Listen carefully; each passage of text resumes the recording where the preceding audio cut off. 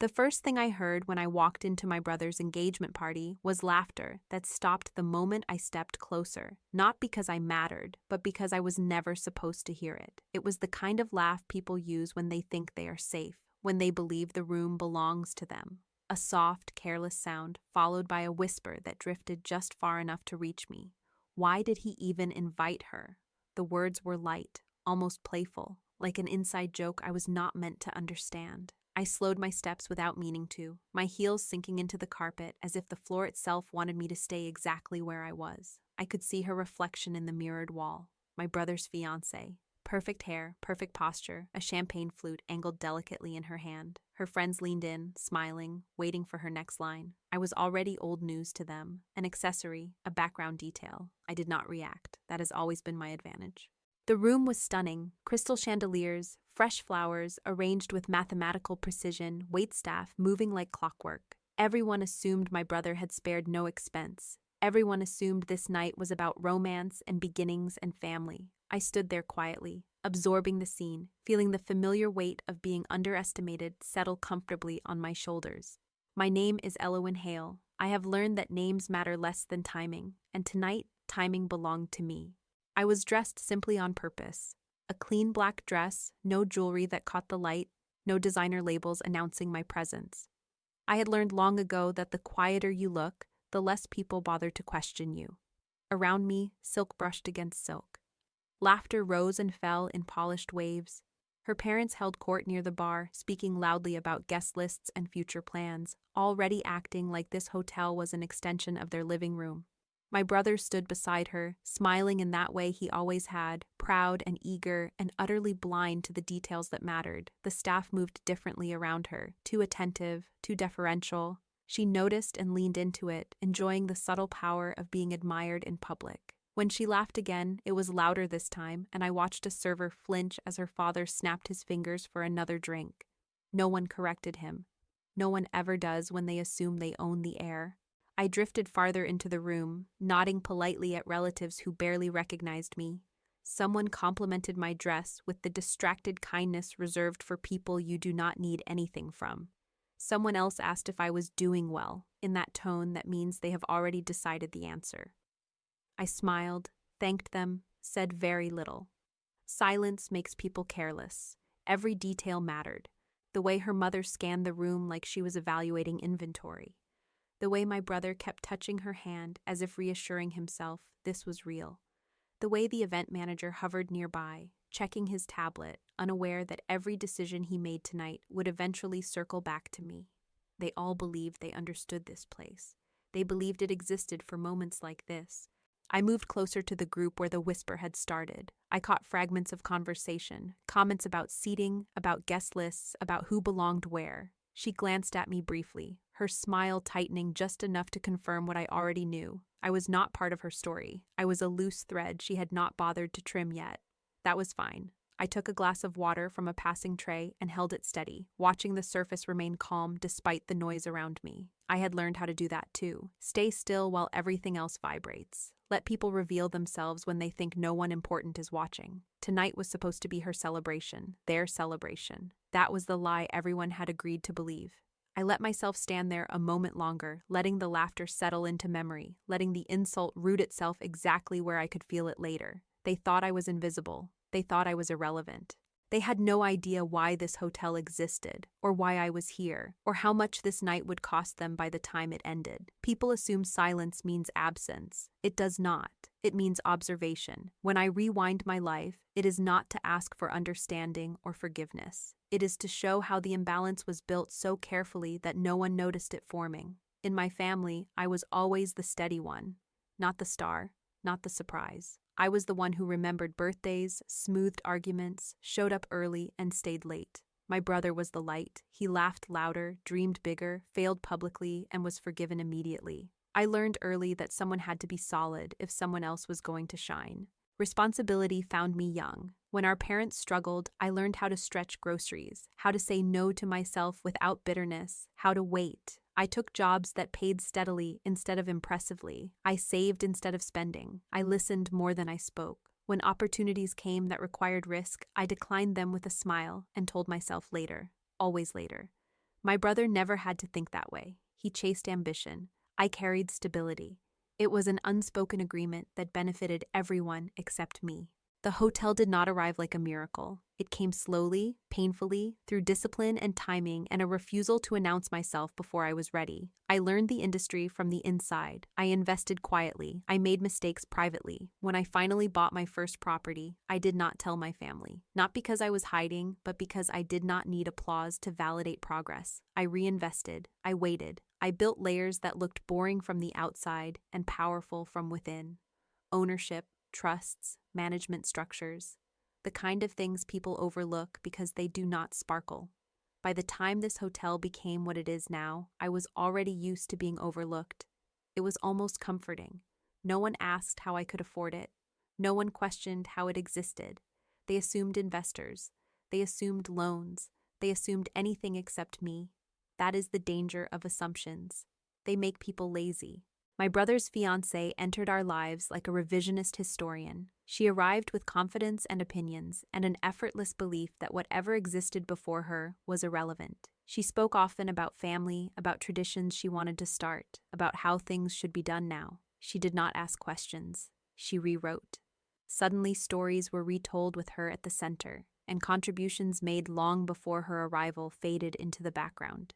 She spoke about my brother's success as if it had materialized the moment she noticed it. I watched all of this quietly. I watched her correct my mother, interrupt my father, and refer to my brother's childhood home as something quaint they would never return to. She smiled when she did it. That made it worse. Confidence without curiosity is a dangerous thing. It never checks the foundation before redecorating the house. What none of them ever bothered to learn was how much restraint it takes to build something without claiming it. How much patience it takes to let others believe a story that excludes you. I did not correct them when they spoke about the hotel as if it were a neutral space, a beautiful coincidence. I did not mention contracts or titles or decisions made years before she knew my name. I let her family discuss future events there as if it were already theirs to command.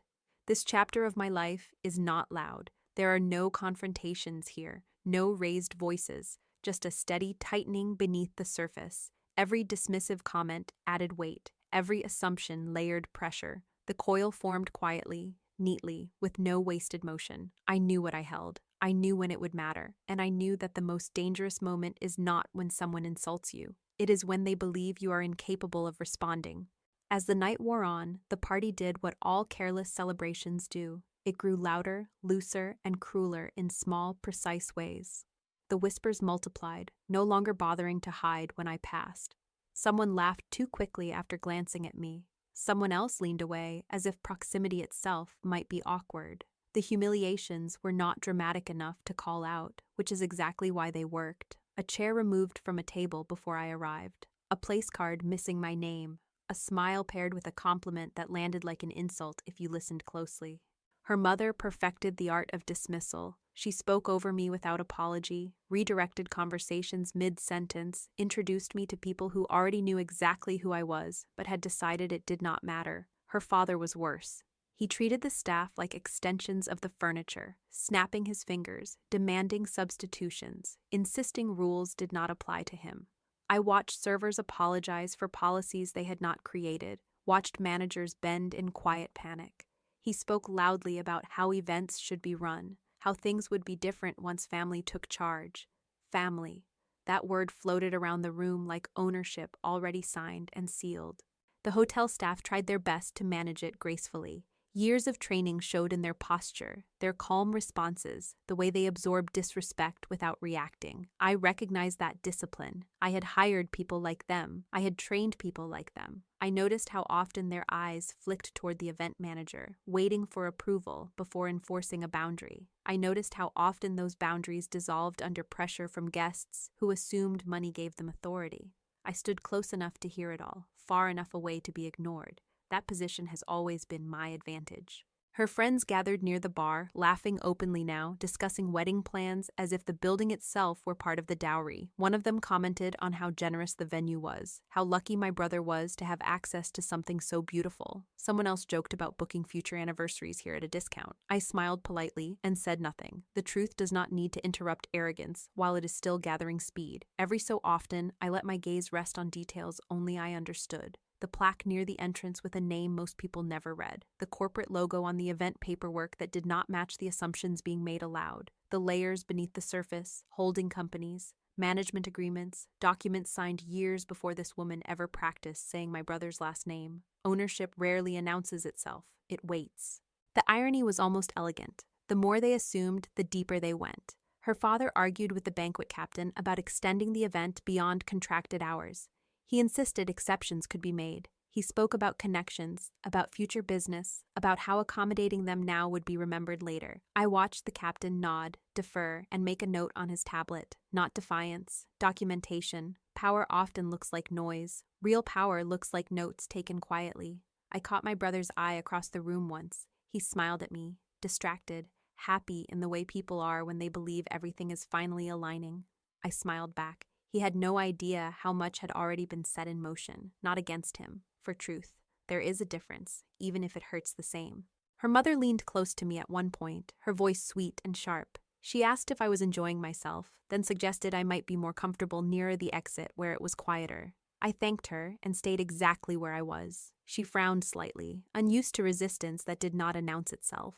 By then, the room felt tight with anticipation, not theirs, mine. Every careless word added pressure. Every assumption narrowed the options until only one outcome remained. I did not need to intervene. I did not need to warn anyone. Arrogance is efficient that way. It does most of the work itself. I held my glass, steady and untouched, and waited, because when people believe they already own the ground beneath their feet, they stop checking how deep the hole has become.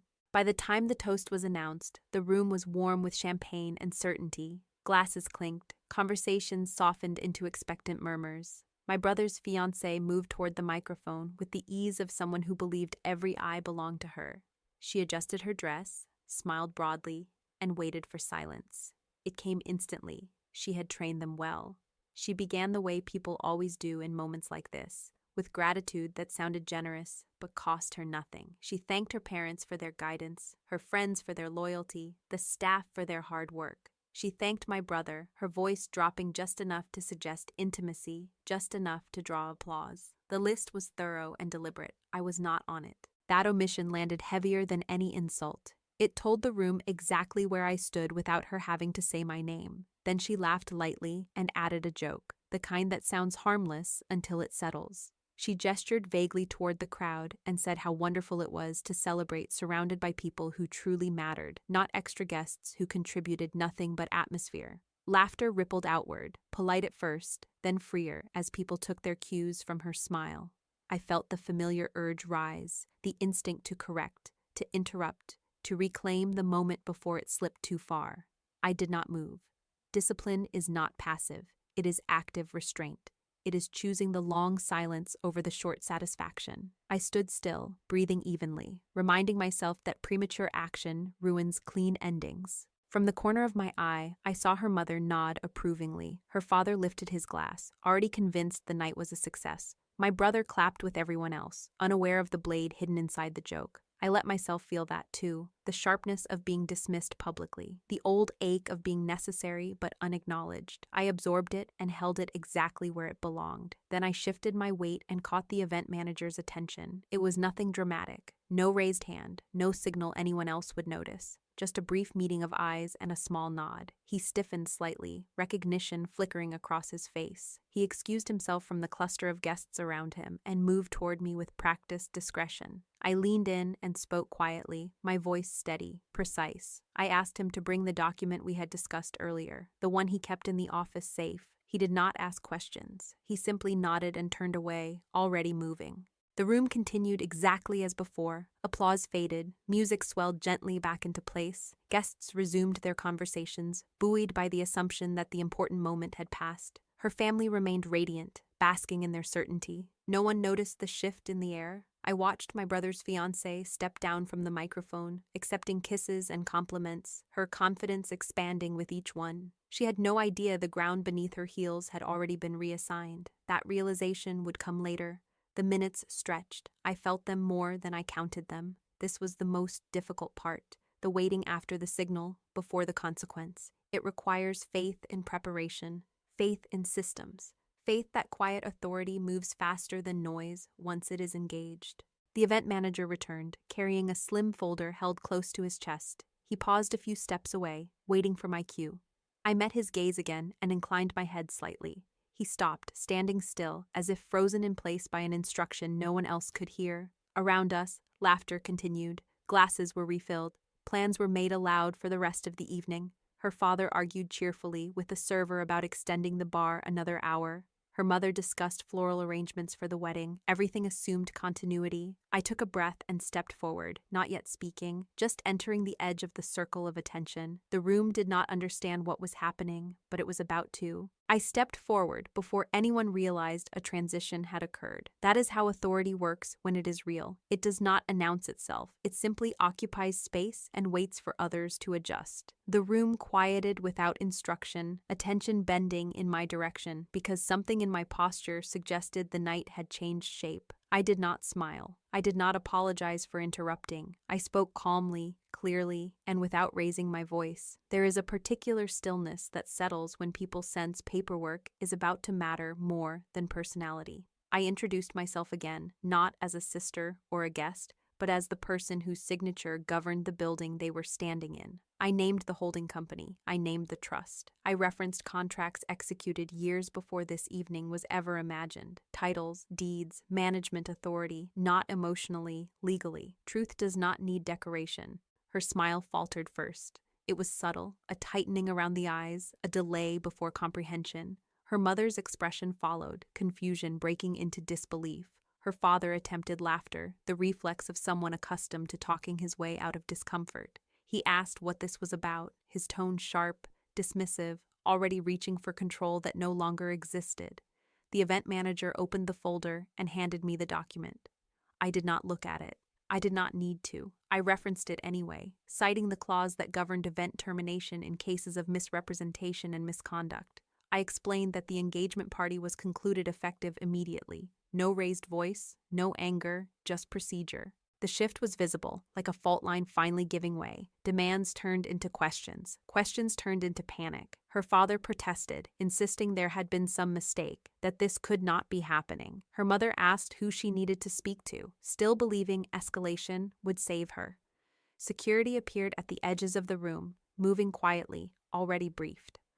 My brother looked at me then, really looked at me, as if seeing a version of his sister he had never bothered to imagine. Understanding landed all at once, heavy and irreversible. He did not speak. He did not need to. The truth was faster than explanation.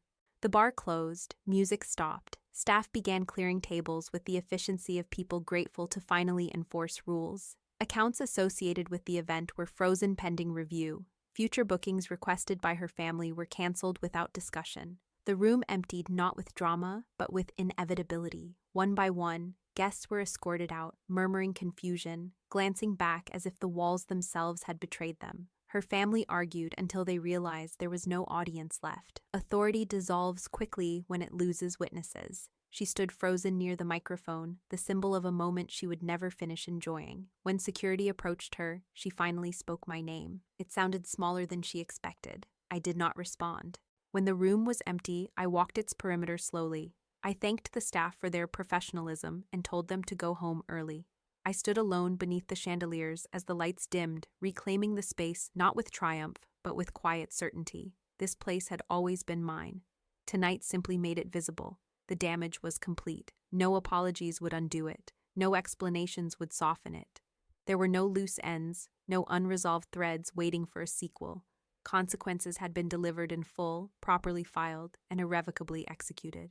Betrayal rarely announces itself. It whispers. It laughs when it thinks you are powerless. Revenge, when done right, is not loud or bloody or chaotic. It is patient. It is documented. It is inevitable. This was never about humiliation. It was about balance, about letting those who confuse arrogance with authority encounter the quiet weight of reality.